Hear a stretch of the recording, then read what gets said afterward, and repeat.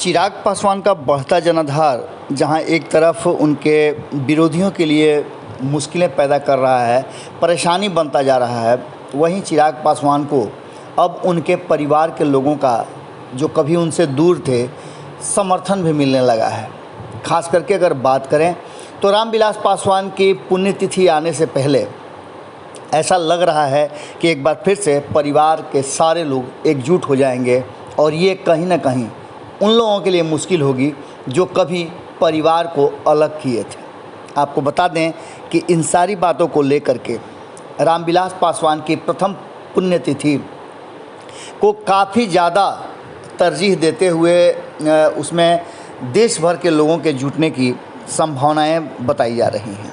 आपको बता दें कि इसी क्रम में जिस तरह की बातें सामने आ रही हैं, उसमें उनके परिवार के लोगों का एकजुट होना और चिराग पासवान के साथ खड़े हो जाना सरकार के लिए भी मुश्किलें पैदा करने वाली हो सकती है। आपको बता दें कि राष्ट्रीय जनता दल के अनुसूचित जाति जनजाति प्रकोष्ठ के प्रदेश अध्यक्ष अनिल कुमार साधु, जो कि चिराग पासवान के जीजा भी हैं, उन्होंने पीएम मोदी से कहा है कि कभी कभी दिमाग से नहीं बल्कि दिल से भी सोचना चाहिए। सीधी तौर पे साधु ने पीएम मोदी को से रामविलास पासवान के साथ व्यक्तिगत रिश्तों की भी दुहाई दी है।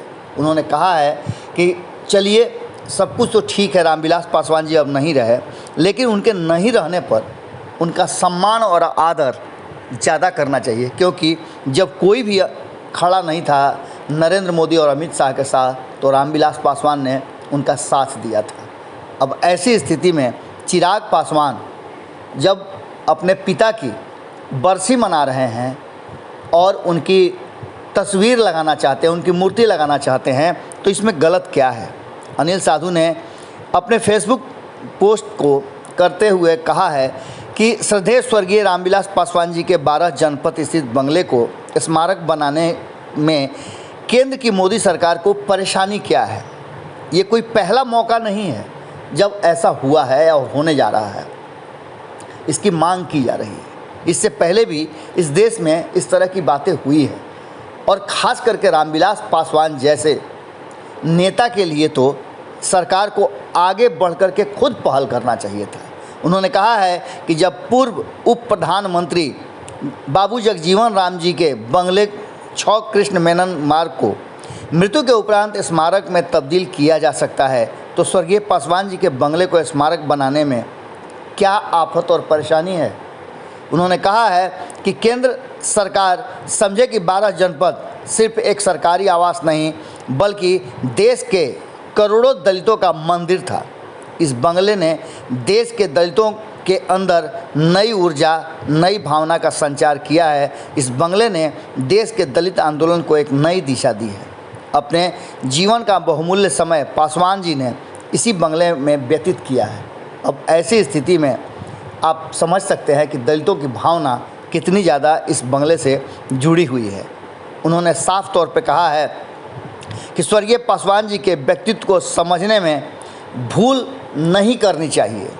उन्होंने कहा है कि वो एक सिर्फ नेता नहीं बल्कि जन नेता थे। वह सिर्फ व्यक्ति नहीं बल्कि एक विचारधारा और व्यक्तित्व थे। स्वर्गीय पासवान जी देश के उन नेताओं में थे जो करोड़ों लोगों के दिलों में आज भी बसते हैं।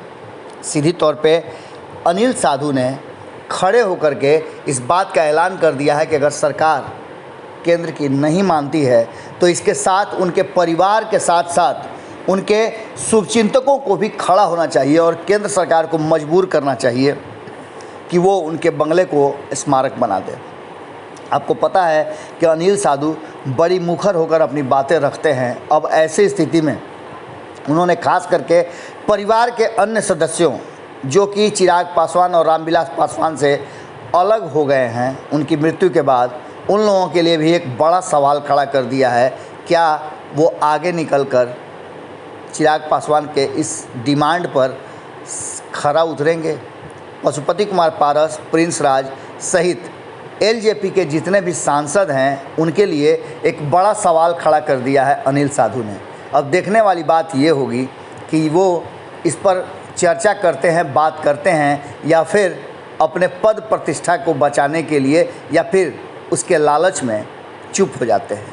अनिल साधु ने एक बड़ा सवाल खड़ा कर दिया है, जहां परिवार के लोगों के लिए वहीं केंद्र सरकार के लिए भी बड़ा सवाल खड़ा कर दिया है।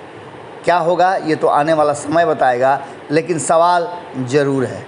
आपके पास भी अगर इसका कोई जवाब है तो कमेंट बॉक्स में ज़रूर लिखिएगा। बहुत बहुत धन्यवाद। अगर ये वीडियो पसंद आई और वह बिहार के राजनीति और बिहारियत से सरोकार रखेनी तो सब्सक्राइब बटन दबा के चैनल के सब्सक्राइब कर ली। ओजे एगो घंटी बा, ओकरा बटन दबा देला से कुल सटीक और मारक खबर रुआ मुफ्त में मिल जाई। अगर रुआ पत्रकारिता के हमनी के नया प्रयोग में सहयोग कर चाहतानी तो ज्वाइन बटन दबा दी। पेटीएम नंबर नोट कर ली 9386816700। धन्यवाद।